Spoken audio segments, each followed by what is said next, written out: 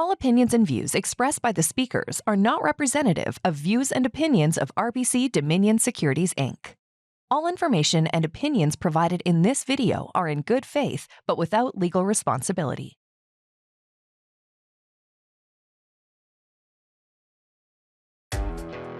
Unstoppable. Relentless. It's the ironclad investment discipline. How to prepare yourself for the tariff wars that we're going through right now. Well, it's gone from tariffs are the most beautiful word in the dictionary to annexing Canada to become the 51st state in a very short period of time, and angering a lot of Canadians along the way. So rather than getting into the politics of the current situation, I thought it'd be useful to look at how you can protect yourself from what looks like a tariff war that could go on for some time. And let me start by saying that I don't typically get a lot of phone calls from my clients that are concerned or worried about the stock market. I think in large part is because I'm relentless in educating clients about how the stock market works and the ups and downs that invariably come along with it. And I think most of our clients buy into that. And so I don't get a lot of phone calls or emails. This time has been noticeably different, this current situation. And so I am getting a lot of phone calls right now, people wanting to make changes to their investments and are concerned and worried.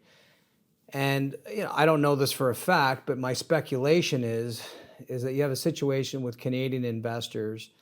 Not only are they worried or concerned about the economic effects of the tariffs and what that might do to the stock prices, they're also very angry about the rhetoric we're getting from our so-called friends south of the border. And so again, I don't want to get into the politics of that, but suffice to say, when you get anger and fear mixed together, two very strong emotions, human beings are flawed investors because by and large, they are emotional creatures. You get those two emotions going at you at the same time, and I think it has the potential to wreak havoc on investors' ability to stay invested. So in this short video, I'm going to share five things that I think you can do right now to protect yourself, protect your investments from the tariffs that are going on right now. Before I do, I want to dispel a couple of myths. Everywhere you watch or read right now, BNN, CNBC, Bloomberg, listening to the Premier of Ontario, listening to CNN, everyone's talking about the stock market is crashing. And respectfully, it is not crashing. Not yet anyway. I'll come to that in a second. But let's look at what's happened so far. So the S&P 500, barometer for the US stock market, hit an all-time high in late February. All-time high. Since the tariff wars have really started to pick up in March, it's down 10% from its all-time high. The TSX, the Canadian market, also hit its all-time high in February of this year, late February. It's gone down 6% from its peak. And the Chinese stock market has actually gone up in value this year. The European market that we own, the ETFs that track the European market are up 10% this year. So not only have they not gone down, they've gone up. And the NASDAQ, which is made up of technology stocks, which has been the number one performing index for the last 15 years, has given 15 or 14% back from setting its all-time high a few weeks ago in late February. So other than the NASDAQ and the S&P, most markets haven't even exhibited a 10% drawdown. And as I've said before, you need to prepare yourself that on average, historically, stock market indexes, all of them, drop at some point throughout a calendar year, 10 to 15%. So far what we've seen is not even average. It is in the case of the NASDAQ, but again, the NASDAQ's given a little bit back after years and years of gains, not what I would call a crash.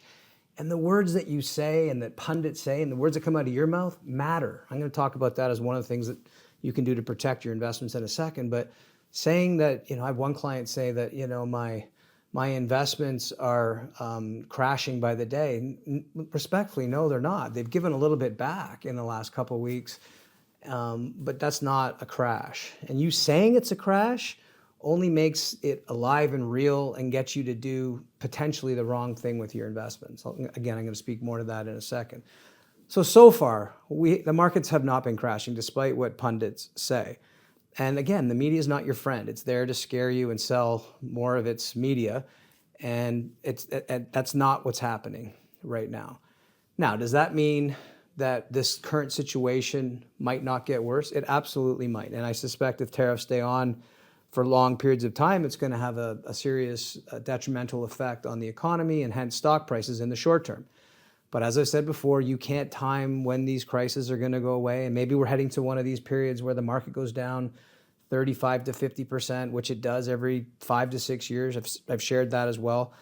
Again, you can't determine when that's going to happen, and trying to figure that out is going to be the thing that messes you up. You got to live through it. Now, I do think there's a few things you can do to protect yourself. So I want to spend the bulk of the remainder of this video talking about 5 things that I think you can do to protect yourself from the tariff war that's happening right now. Number 1, I think you should reevaluate your need for liquidity.